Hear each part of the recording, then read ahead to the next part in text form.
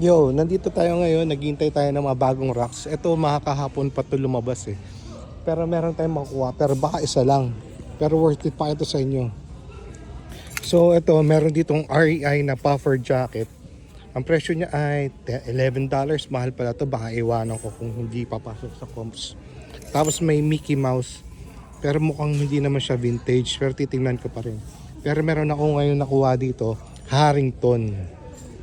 Pero hindi siya RL, much better.